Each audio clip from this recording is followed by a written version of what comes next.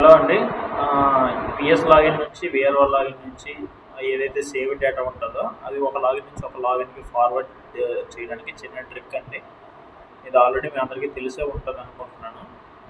Just ఏం చేస్తారంటే ఇప్పుడు ఈ రికార్డులో ఒక 10 రికార్డ్స్ ఉంటాయండి. 10 రికార్డ్స్ షీట్లో ఒక షీట్లో 10 రికార్డ్స్ మాత్రమే ఉంటాయి. ఒకేసారి పంపించాలంటే జస్ట్ క్రోమ్లో ఎక్స్టెన్షన్స్ ఉంటాయండి.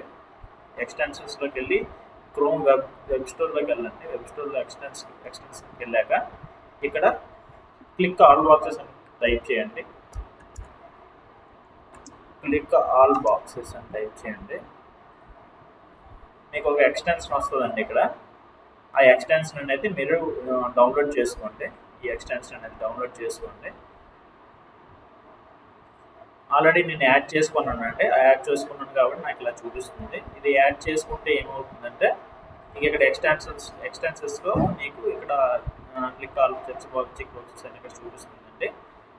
దీనివల్ల యూజ్ ఏంటంటే మనకి ఇక్కడ చెక్ బాక్సెస్ ఏవైతే ఉంటాయో ఇక్కడ ఒకటే హైలైట్ అయ్యి ఉందండి. పర్సనల్ ఇన్ఫర్మేషన్ లేయర్ నార్మల్గా మీకు చూపిస్తున్నాను. ఇవి ఆల్రెడీ హైడ్ అయి ఉన్నాయి.